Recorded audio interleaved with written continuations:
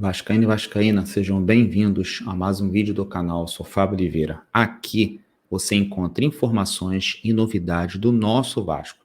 Participe desse vídeo até o final. E você mesmo que chegou aqui hoje pela primeira vez vendo esse vídeo, se inscreva logo aqui abaixo, ative o sininho para receber notificação de novos vídeos e dá o like nesse vídeo, beleza? Gente, esse é o nosso boletim da manhã, tá? Sextou, do dia 2/6, tá? Vamos falar sobre, beleza? Sobre as organizadas, tá? Que escreveram uma trégua, pediram trégua para o jogo do Flamengo contra o Urubu. Falar sobre Jorge Salgado, né? Que ele deu uma palavrinha, tem uma matéria aqui do Net Vasco falando que ele falou sobre a reforma de São Januário, né? Mas para mim é tudo mentira. E vamos falar do Cuejá, né, o leilão que ele está sendo. Vasco vê em disputa Cuejá e volante fica mais distante, né? Vamos ver logo isso aqui, ó. Aqui, ó, isso aqui é sobre a trégua, né, que as organizadas decretaram, tá? Aqui, ó, vamos lá. Aqui, organizadas decretam trégua em protestos na semana do clássico diante do Urubu. Tá? As Tovas é a Associação das Torcidas Organizadas do Vasco. Tá? Na próxima segunda, dia 5, temos um jogo importantíssimo contra o Urubu, no Maracanã. Além de ser clássico, o Vasco precisa mais do que nunca ser vitorioso, por conta especificamente deste cenário, informamos que não iremos organizar ou tampouco participar de protestos que possam ser feitos antes do jogo. Sabemos dos erros cometidos e das promessas não cumpridas, mas daremos uma trégua e tranquilidade para que possamos sair vencedores.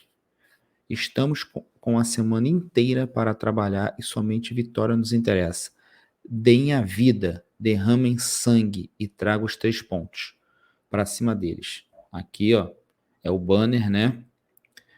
Estamos juntos, que tá a Força Jovem, a GDA, a Mancha Negra, a IRA, a Rasta do Vasco, Super Jovem, União Vascaína, Loucos pelo Vasco, Dinossauros 1898, Nova Era e a TOV, tá? Então, a TOV e as torcidas organizadas estão juntas em prol da torcida, em prol do jogo do Flamengo. Mas também, se o Vasco perder, mano, ó. Vamos falar sobre no site do GE, tá? Vem falando aqui sobre aqui, ó. Olha a matéria. Se liga na matéria. Vasco vê leilão em disputa por Cuejá e volante fica mais distante. Ciente da concorrência do Internacional, o Clube de São Januário aposta em salário alto e relação com Barbieri e Abel, mas vê Corinthians na frente. Vamos lá. Salário alto. 777 não paga salário alto. O do Cuejá é alto.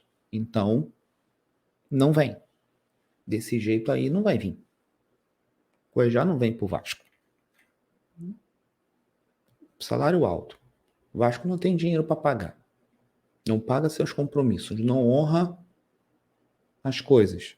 Não honra os compromissos em relação a dinheiro, a salário de jogador. E aí não adianta. Vamos terminar a matéria aqui. Vasco ainda não desistiu de Cuejá, mas o otimismo deu lugar ao pessimismo, com a concorrência, do Internacional, mas com oferta considerada muito alta para contratar o ex-jogador do Flamengo. O clube de São Januário tomou conhecimento das tratativas com o Corinthians e se sentiu mais distante do volante. Valorizado, o jogador colombiano tem contrato até junho de 24 com Al Hilal. Sem empréstimo regularizado, Cuejar trabalha com procurações para agentes buscarem entendimentos com 3 clubes brasileiros que demonstraram interesse no seu futebol. Internacional e Vasco têm propostas semelhantes. de tempo de contrato de 3 anos e financeira, em padrões elevados para o jogador da posição. O Corinthians já assinou com oferta maior para fechar com o colombiano e não descarta nem mesmo pagar pelos direitos econômicos do Cuejá. Antes mesmo do interesse do Corinthians, no entanto, o Vasco já tratava o acerto com o Cuejá como complexo, além de envolver valores considerados altos para a realidade do futebol brasileiro. O volante tem contrato com o Al Hilal. Tá? A informação de que o clube tem e é o limite de estrangeiros na Arábia Saudita deve fazer com que Cuéllar procure novos ares. O colombiano ficou fora, por exemplo, de 2 jogos da final da Champions da Ásia. Ele sequer foi relacionado para partidas pelo técnico Ramon Dias, por causa do excesso de jogadores de fora do país. E nem isso que o Vasco é nisso que o Vasco aposta. Os vascaínos apostam também na boa relação de Cuéllar com Maurício Barbieri e Abel, que já foram treinadores dele no Flamengo. O próprio Abel chegou a entrar recentemente em contato com Cuéllar, apesar de não enxergarem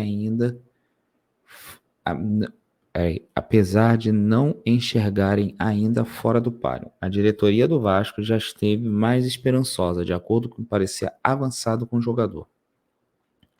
Então, assim, pelo que dá para entender, né, que aqui fala que o trunfo do Vasco seria a influência do Barbieri e do Abel nele e mais salário alto. Salário alto como? Se não tem nem dinheiro para pagar os salários baixos de jogadores que têm informação sobre salário que não está sendo pago,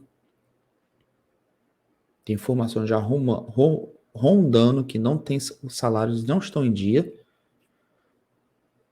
fora salário de empréstimo de jogador não estando pago, do André não foi pago, o advogado dele entrou na justiça, do Jair, o Vasco pode tomar um transfer ban por isso e quer pagar salário alto para Cuéllar. Difícil, hein, bebê? É muito difícil. Aqui, ó, tem uma matéria aqui, ó, aqui da Net Vasco, falando assim: Salgado fala sobre a reforma de São Januário e transferência da posse dos CTs para 777. Veja o vídeo. Presidente do Vasco, fake, presidente fake. Fake, você não foi presidente, te botaram aí. O TJRJ te botou aí, você não ganhou pelos sócios. Salgado afirma que a reforma de São Januário está encaminhada e revela se tentará a reeleição. O presidente do Vasco, Jorge Salgado, está animado com o futuro. O dirigente abriu a sala de imprensa de São Januário e recebeu a reportagem do Lance, né, que é esse vídeo aí, para a entrevista exclusiva que durou cerca de 1 hora. Dentre os pontos abordados foram a reforma de São Januário e a visita por Jorge Salgado como encaminhada através do potencial construtivo. Tá? Então vamos colocar aqui, ó.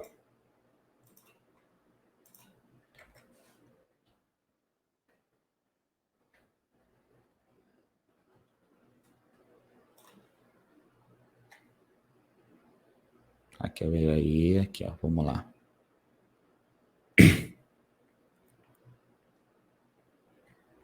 Aqui. Tá dando pra ver aí? Tá, né? Vamos ver o que esse velho tem a falar.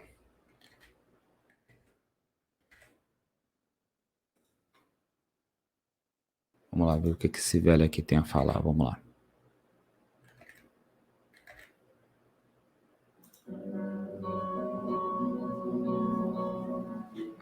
Logo que eu assumi, eu fui na prefeitura falar com o Eduardo Paes, o prefeito é um vascaíno histórico, frequenta aqui, às vezes, em dia de jogo, vem aqui. Eu fui fazer uma visita de boas-vindas lá, ele, conversando com ele falou, pô, Salgado, aqui não tem dinheiro. Safado quer dinheiro da prefeitura. Velho safado, laranja de gaveta, maracujá de gaveta.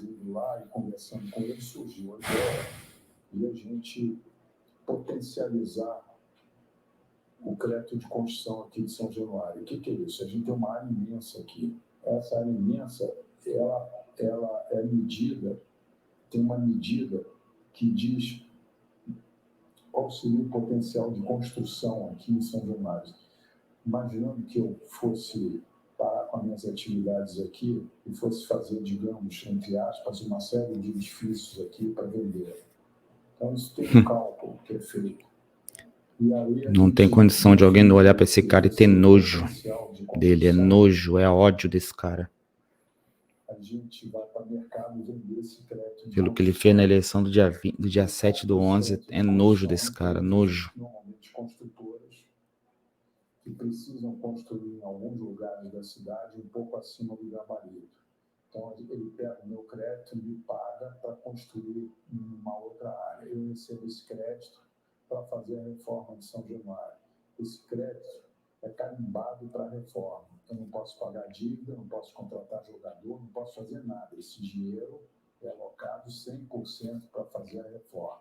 Agora, para viabilizar isso, a prefeitura tem que fazer um decreto. Esse decreto tem que ir para a Câmara de Vereadores e a Câmara de Vereadores aprovar. Em que fase está? O decreto está pronto. Tem uma outra operação de crédito de construção. Gente, vocês acreditam que isso vai sair nesse caminho todo? Todo mundo sabe que órgão público, prefeitura, governo demora muito para fazer as coisas. É excessivamente demorado, oneroso o tempo deles. Então vocês acham que isso aí vai sair daqui a quanto tempo? Depender de prefeitura, de governo do estado, prefeitura de uma cidade, é difícil. Beleza, pode sair? Pode. Se sair, eu vou bater palma pela reforma. Mas não é isso que o Vascaíno queria. O Vascaíno queria a caravela do Levin, que é considerado o verdadeiro presidente. Então, tudo bem. Se reformar vai ser benéfico para o Vasco. Vai ser um estádio novo. Tá certo. Se reformar, começar as obras, eu vou bater palma. Posso até bater palma. Mas eu não acredito. Eu não acredito nesse cara. Nunca acreditei nesse cara. Depois da eleição, vamos continuar. Que está em fase final. E as duas operações vão entrar juntas na Câmara de Vereadores para serem aprovadas. E aí, sim, eu vou para o mercado vender o meu crédito de construção. Quem vai acreditar em você? Pelo que você fez na eleição. Está vendido. Vamos imaginar que esteja vendido. Então, só falta esse decreto entrar na Câmara de Vereadores e ser aprovado. Mas o importante é o encaminhamento. Está encaminhado. Isso vai acontecer. Espero que ainda possa acontecer no meu mandato. Se não acontecer no meu mandato, eu vou entregar isso para o próximo presidente. Já tudo encaminhado. Estou muito confortável. Safado. Estou muito realizado. Eu tenho certeza que meu Deus do céu. Um clube completamente diferente do que eu recebi. Completamente diferente do que você recebeu. Legal. Caraca, mano. É só... Quem se ilude com você? Eu não sei como. Eu quero entender o porquê que essas pessoas se iludem com o que você fala.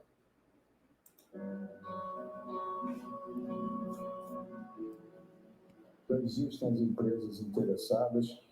Eu fiz algumas visitas em empresas aí e não vejo nenhum problema, ao contrário. Eu acho que a gente tem uma demanda até maior daquilo que a gente tem para vender. Então, estou absolutamente tranquilo em relação a isso. E pelo estudo, o cálculo básico Reportagem e do Joel Silva do Lance, tá? Créditos para o Joel Silva. Um projeto do arquiteto Sérgio Dias, cuja maquete tem até aí na loja. Capacidade de 43 mil lugares e um custo de construção hoje atualizado deve estar em torno de 500 milhões, mais ou menos. E o potencial construtivo ele bate nesse valor. Chega muito perto disso aí. E aí o restante... Qualquer coisa que falte, a gente tem margem de manobra, tem camarotes aí para vender, tem uma série de alternativas, né? Como ainda tem gente que acredita nesse cara. A gente chegou com 2 CTs. O CT da Washington Luiz, que é o CT da base, tinha um campo só. E uma estrutura assim ainda muito incipiente. A gente, terminando esse mandato, a gente está com o CT completo, com 4 campos, ainda dá para fazer mais um campo, mas hoje já tem 4 campos, uma estrutura boa, a base toda já está indo para lá, assim como o CT profissional. A gente encontrou o CT profissional em pleno funcionamento, foi um movimento espetacular dos sócios que contribuíram, fizeram um crowdfunding na administração do campeiro, movimento único. Foi feito aquele CT, obviamente que ele tem limitações, é precário, não é que seja precário, mas ele pode melhorar muito. Quais são as condições para haver melhora no CT de Duque de Caxias e no CT Jesus profissional? Tem que haver uma titularidade. A gente tem que resolver o problema fiduciário ali. O CT profissional é comodato, aquilo ali é uma seção, mas não é propriedade do Vasco. A mesma coisa em Caxias. A gente está trabalhando para ter uma escritura de posse para 777 no CT de profissional e no CT de Caxias. A gente já teve lá na prefeitura, inclusive uma das visitas foi com o Luiz Melo e foi abordado esse assunto. Eles estão vendo lá qual é a solução que eles podem dar. Então, a partir do momento que a 777 tenha a escritura de posse de Caxias e do CT profissional, aí ela começa a investir pesado lá. Fez tanta besteira, Salgado, que o povo quer te ver longe. O povo tem ódio de você. Municipais, né? Presidente safado. E Caxias, talvez até federais, aí, por conta de SPU, etc.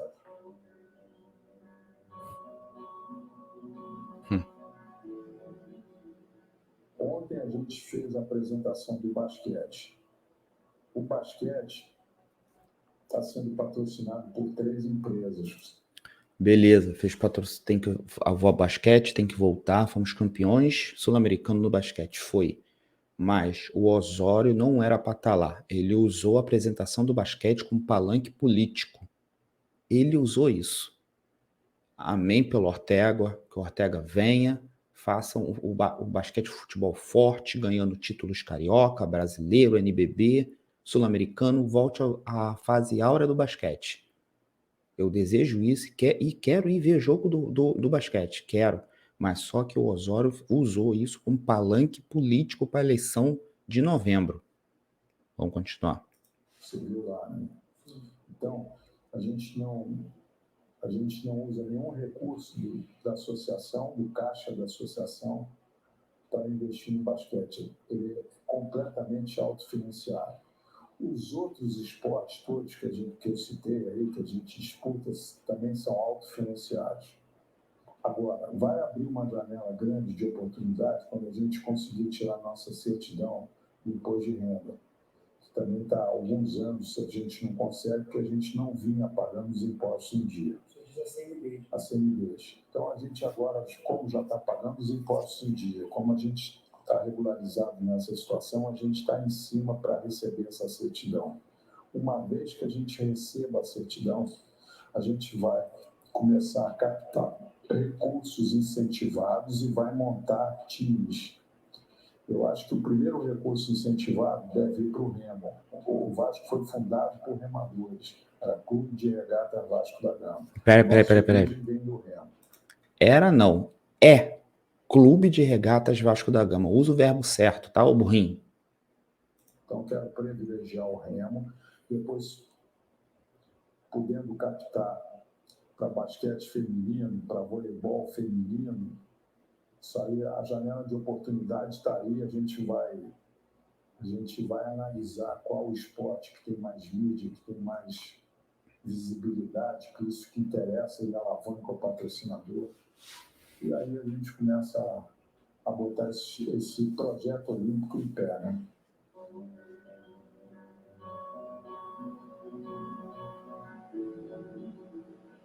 O meu objetivo é fazer a eleição mais limpa e transparente. Mais limpa e transparente? Você entrou por um golpe.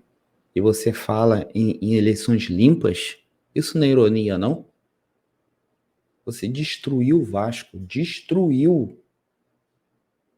História do Vasco. Você vai ter pela primeira vez uma eleição que não vai ser contestada na justiça. Quem contestou na justiça foi o Mussa, aquele maracujá de gaveta, contestou pensando que o Júlio Brandt ia ganhar, só que caiu, a presidência caiu no teu colo. Não era nem para você estar lá.